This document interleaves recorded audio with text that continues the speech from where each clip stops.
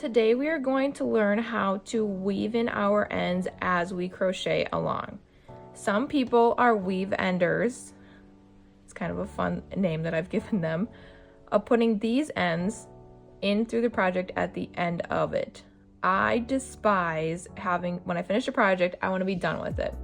So I like to weave in my ends as I go along with my projects, especially when we're changing colors multiple times. If we weave it along instead of weaving it in at the very end, it'll make it much more secure, I have found, meaning that this end here isn't going to fall out after we've used this project multiple times, or if we've played with it or somebody's roughhoused with it.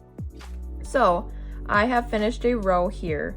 I'm going to take my end that I need to weave in and put it over the top of my working yarn, and then I'm going to chain one and turn my project. So now my need to be weaved in end, sorry, that's a tongue twister, is along the top of my project, which is where I want it to be.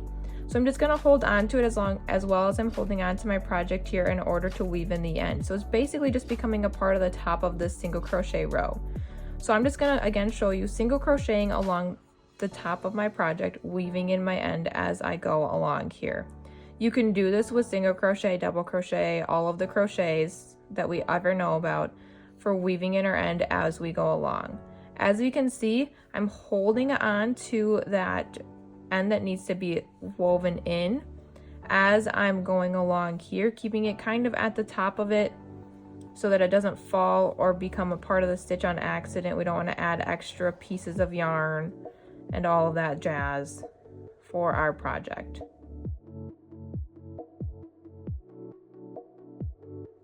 So if we were going along more on our project, we could, if we wanted to, carry it up one more time and weave it in this way. It would give it an extra little oofta so that it stays nice in place. But otherwise, if we look, we can't see the woven in end in this project whatsoever. This knot here isn't just sticking out wherever it wants to go, right?